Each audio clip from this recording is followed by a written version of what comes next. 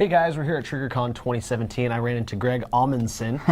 We were talking a little bit about guns and how fitness relates to that. So Greg, can you tell me a little bit about your background, what you do today, and kind of what got you started on your journey? You bet, brother. I've been in law enforcement since 1999. Worked in a variety of capacities, most recently as a special agent with the DEA and now a reserve back in Santa Cruz County, California. And my passion has always been fitness. Yet I gravitated into law enforcement and therefore was trained up with use of a firearm. And what I found is that as I went through my career, sadly, it seemed as if in the law enforcement profession, technology and the advancement of weaponry was actually replacing physical fitness. And what I found is that those people that dedicated themselves to fitness and firearms were the most profoundly adept on the street. Right. Whereas people that neglected physical fitness and were going to rely solely on their firearm were ultimately in a much more inferior position in protecting the community, themselves, and their fellow officers. It's very true. I mean, when you're working with fitness and firearms, your brain is going to work, which is just going to make you a better person altogether. Exactly. So supposedly you do a little bit with CrossFit. That seems to pop up. Can you tell me how you got into CrossFit? I've never heard of CrossFit, actually. I was hoping you could tell me. All right. Yeah, you know, I found CrossFit right from the inception. I was a cop working in Santa Cruz and right off of what's called FTO, field training. And the instructors in the academy and my FTO had me convinced that long, slow distance running and bodybuilding isolation type movements were going to prepare me for a fight on the street. Okay. And that was the formula that had my ass handed to me on the street.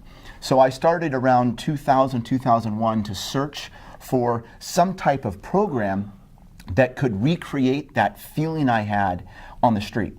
And I found CrossFit. And my first CrossFit workout, honestly, it nearly killed me. I thought that if I did one more kettlebell swing, I would die. And that was what I needed. It was the holy grail because I realized, okay, the more often I subject myself to this feeling of nearly dying in the gym, when, not if, when it happens again on the street, psychologically and physiologically, I'll be ready. Right, that's awesome. You know, one of my favorite quotes is by Thomas Jefferson. I'm probably going to get it wrong, but he said, firearms is the best form of exercise for the enterprising American because while mildly taxing on the body, it's infinitely taxing on the mind. Oh, I love it. So I thought that was a great quote. Yeah. What would your advice be to someone who's either in law enforcement, getting into law enforcement, in the military, about where they should start their fitness journey? What should their focuses be, and how is it going to prepare them better? I think the key is, and I have a book on this called Fire Breather Fitness, and I think the key is holistic fitness. We really have to integrate, especially in the law enforcement profession, the mind, the body, and the spirit. Those three need to be interconnected and ultimately intertrained. And firearms fits in there perfectly because there's certainly a component of all three, even in the firearms use. So I think the key for a modern law enforcement officer is first the mindset, first to really view themselves as a modern day warrior, and then to walk that path very holistically and to make sure that they're integrating those components of the warrior spirit, which is that combination of mind, body, and spirit.